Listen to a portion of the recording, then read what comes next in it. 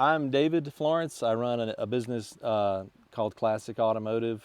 You can find me on Instagram or Facebook at Classic Automotive NC. And today we're going to pull out Miguel's cluster, and we're going to pull it all the pieces and resolder it so he never has to deal with the blinking issue or full inoperable issue that the 03 to 06 elements deal with.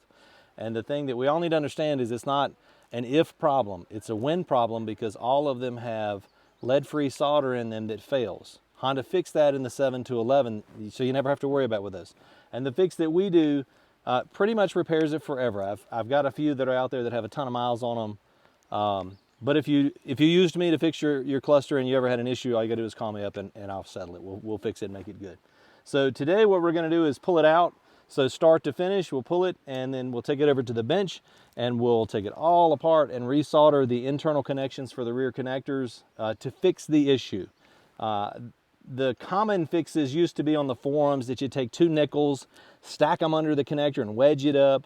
Or I've seen dimes, I've seen cardboard with tape, I've seen 2 toothpicks like this and strut it up with hot glue.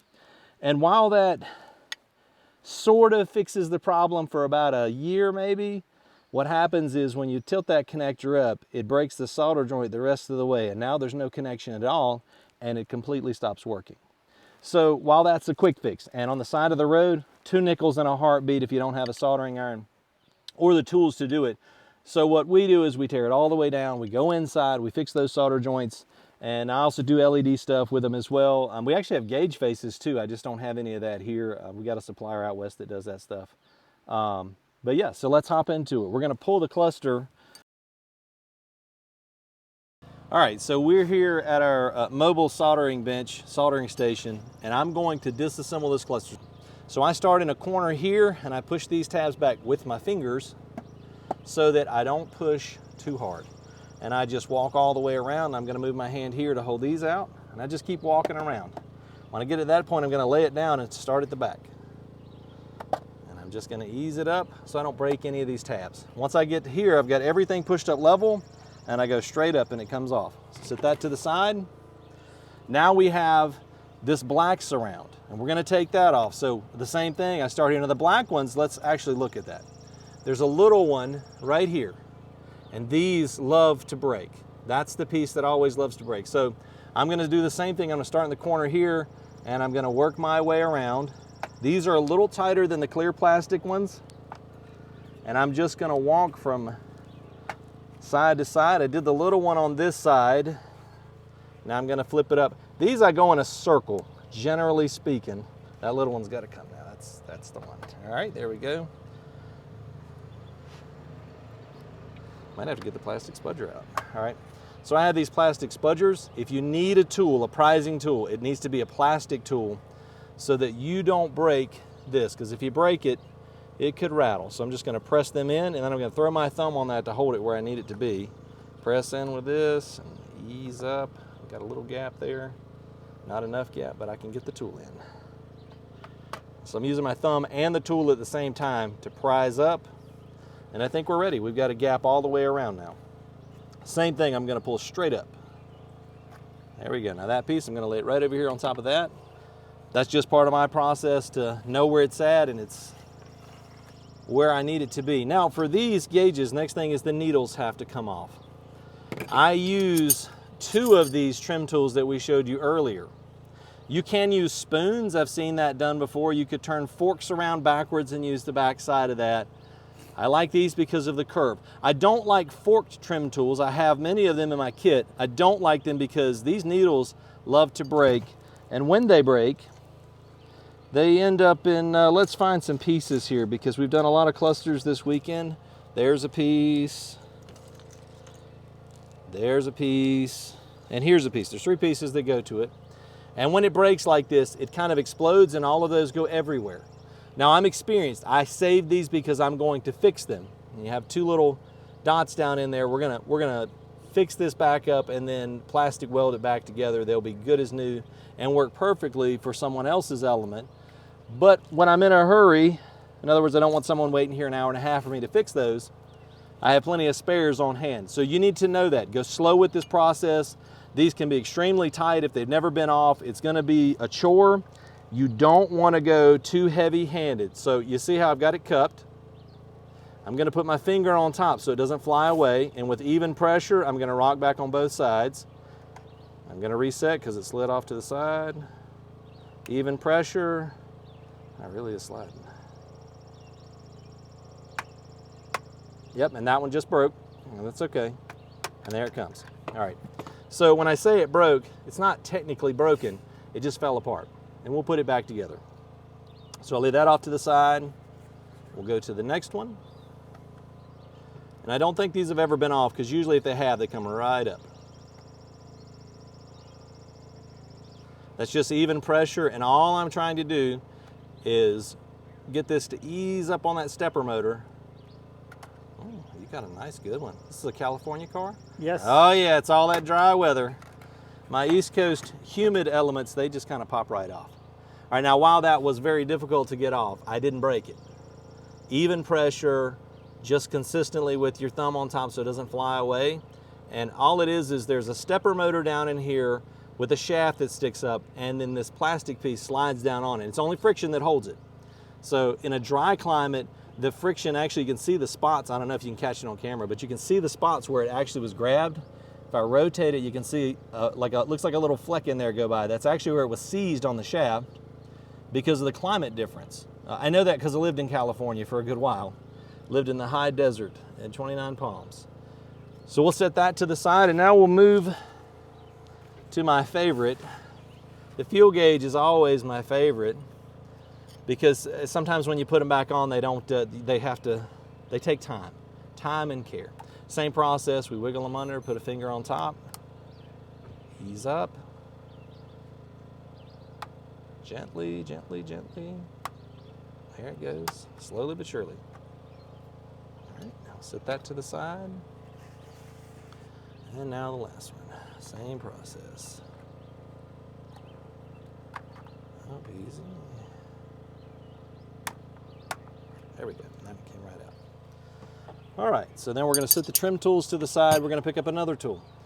This is kind of an odd shaped pick. You could use an L-shaped 90 degree, but I use this odd shaped one. This is a snap-on tool. And I also use it in a shorty. I normally use a shorty, but I brought the long one just in case I needed a long one, because you can always choke up on the shank if you need to. So I use this tool.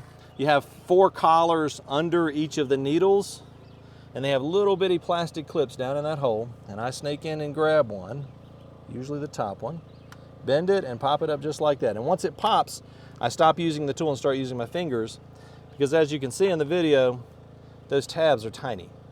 And if you really try, it doesn't take much to break them.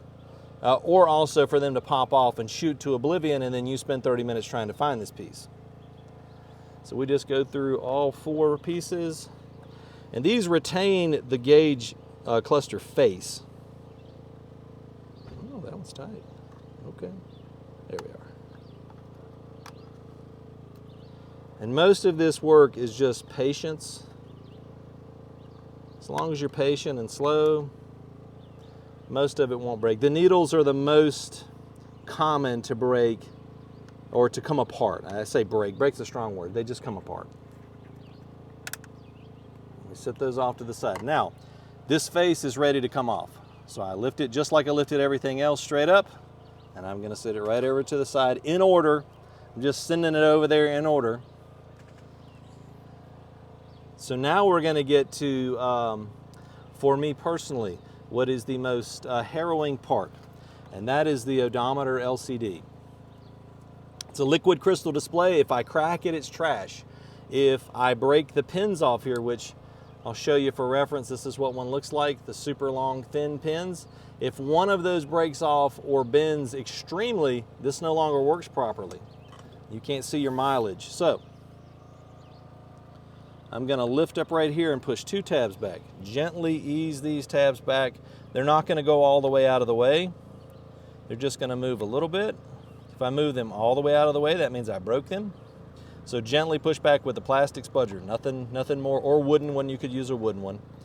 And then I'm gonna use 3 points of contact, 1 on each side. And then I'm gonna lean back on it. Oh, we're hooked on the bottom. Gotta get it past those bottom tabs. These bottom tabs are what actually retain it in the hole. And then I'm going to get under here and under here.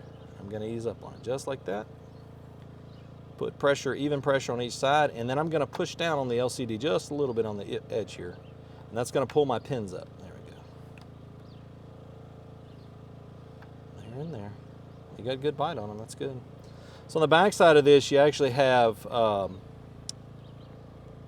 the pins actually have tiny clamps in them. And this one is extremely tight, which is good. Again, Southern California, so it doesn't, is Southern California or Northern California? Southern California. Yeah, so yeah, I know. Never seems to rain in Southern California, right? Mm-hmm. All right, there we go. Now we're starting to work it. All right, so I'm just going to work both sides while pushing down here. And this is just slow and tedious. Again, this is the most harrowing part to me because I just like to take my time. And in a minute, it's just going to go kind of boom, and there it is, like it just did. It's almost like I called that. And then I pull it out, and I'm going to inspect these. Now you see this pin is in just a little bit and this pin is in just a little bit. Generally when you pull these out, this one is the normal one that's kind of curved in. So I'm going to take my finger just like that and slowly, I'm just going to bend it over and get it right back straight. I went a little too far, a little too much. There we go. All right, just like that. Now it's straight. Same thing with the other side. Just going to ease it over. All of this stuff is super fragile. There we go. So now they're all straight. And take this piece and I'm going to sit it over here out of the way, not to be confused with that other one. The next step is we're going to take 1, 2, 3, 4, 5, 6, 7, 8, 9 screws out.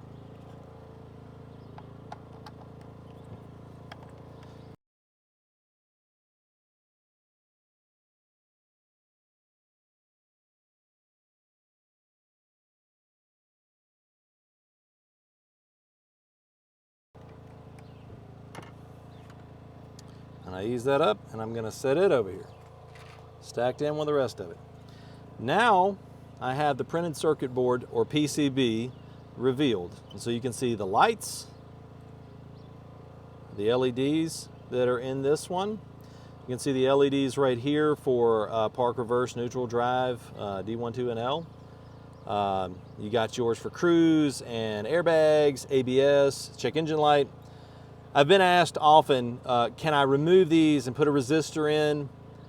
I don't do that work. I can replace these LEDs with new ones if you had one burned out, but generally I don't modify this to remove a light. I think it's probably better to actually fix the problem in the car, because if you did actually have, say if you had an ABS problem and you hate that light, I get it, you hate the light.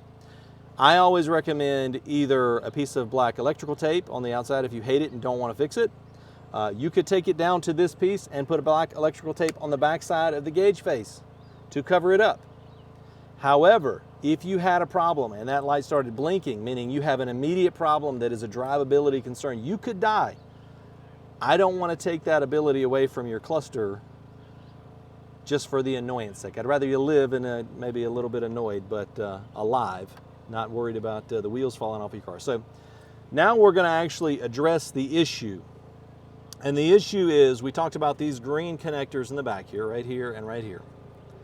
So we're going to flip it over and look at the printed circuit board and find this is the big connector here.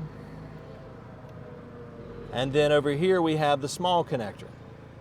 And what we're going to do, Honda used lead-free solder, and that lead-free solder, while it was cheap and great when they used it, it actually is extremely fragile, and cold solder joints abound, which eventually just crack and then they don't work anymore. So I'm going to take my handy Hakko 888D here and some nice lead and rosin core solder. And we're going, if you're wondering, it's 0.8 millimeter diameter and it's 10 grams is the net weight of this thing. These little things go a long way. You can get those on Amazon. But that's the size I use for cluster repair. It's perfect. And I actually can just feed it right out of this tube, hold the tube in my hand and feed, kind of like I'm TIG welding. So I take my soldering iron that I tinned, there's solder already on it, and I put it on here just like that, diagonally, so I don't touch that joint, and I put it right on the iron, not onto the actual lead. And I'm just going to walk across here and do that, each one of these. And I go until it gets nice and shiny and full. Not like an overly plump blueberry, more like a Hershey's Kiss. If you get the blueberry, you're liable to have a solder bridge, and that means you connected 2 of these pins together accidentally, and your cluster will no longer work properly if you do that. That last one was a plump blueberry. It's okay. We're going to actually test for solder bridges in a second. I'll show you how to do that. So I'm just feeding solder.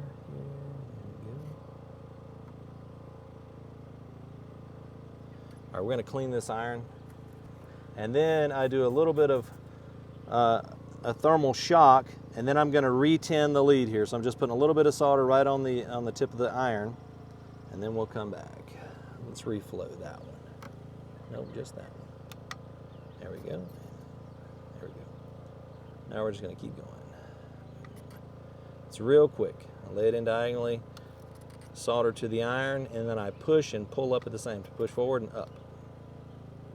This kind of joints for PCBs works for almost all circuit cards. If you're wondering where I learned to solder, the United States Marine Corps taught me how to solder.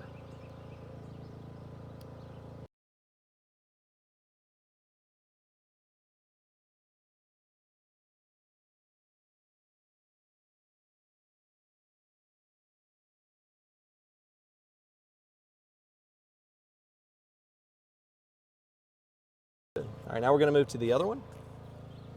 Same scenario. Find my connector, and then I'm just going to start soldering.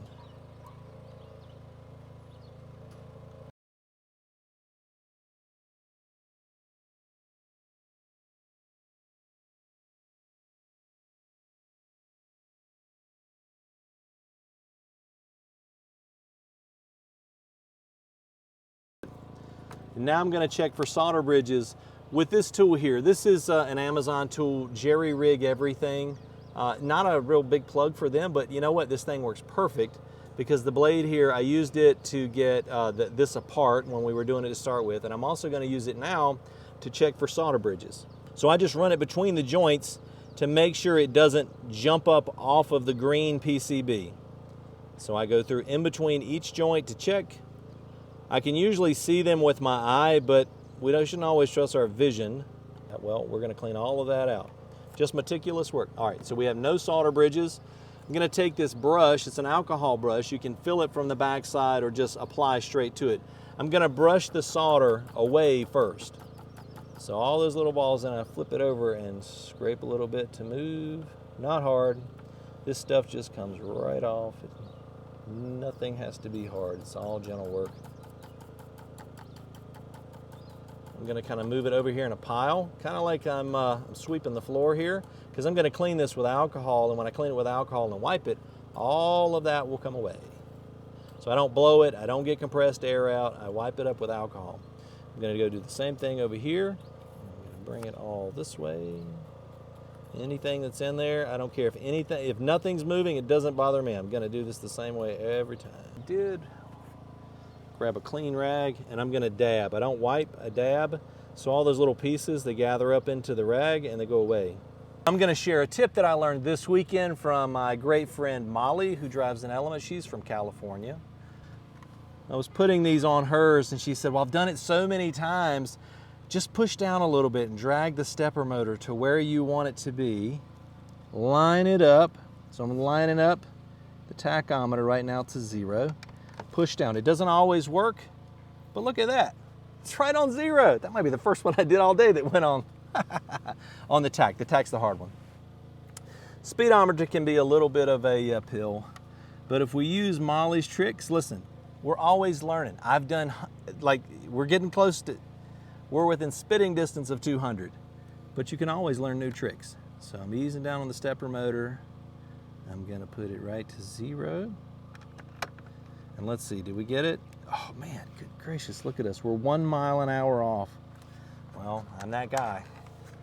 1 mile an hour is 1 mile an hour. Now once they come off, you see I popped that off with my fingers. I didn't need the tool. Now we're gonna be 1 low. Yep, I knew we were gonna be 1 low. I knew it as soon as I pushed it. It's all good. Again, tedious work. Now I just moved that, so it's probably gonna be way off, but we'll fix it right here. here. Push down on the stepper motor, line it up. And my shop, there we go. My shop, actually my stool sits up really high, so I look straight down onto these, so I'm struggling a little bit. Yeah, we're right on the money on that. So these will also zero. When we put this in the car and crank it up, they will zero again. We're just finding the end of the stepper motor, so we did the first thing. The only ones I've ever had real issue with are the fuel here. Sometimes you can zero it out and then it's gonna go all the way over here to D, and it looks like you got 2 tanks of gas. All right, that's the only one I've ever had issue with the zeroing here. But same principle, down on, push down, gently, super gently, and drag that stepper motor over. And we're gonna line these up, not with a line, but in line with this dimple here. So when it steps out, right there's where it hits, right on the end of the dimple. And I line up this back one, and I know the front ones are lined up. If my bottom 3 are lined up, I ease it down till they start to engage, and then straight pressure. And on the edges, we're good. I do it that same way every time. Now, we flip it over and we're going to inspect where we put the odometer in now, and we're actually going to see the pins peeking through now. And we want to make sure we see all of them, none of them are bent or crooked, and everything is straight. You always want to check that before you're finished. So put that down, and the last thing I'm going to do is I'm going to add some of our connectivity polymer to the actual connector on here. It's not, there's no bigger the blob, better the job. Literally just a minute amount on all of them.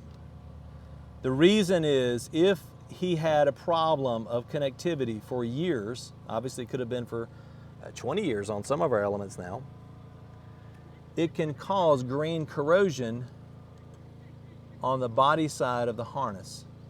And by putting this connectivity polymer on here, we're going to effectively nullify that, neutralize it, so that he is going to have connection. Again, we don't put too much. I don't just pour it in there. It's very expensive, but also I don't want it to cross talk. I don't want to have connection between things that shouldn't have connection.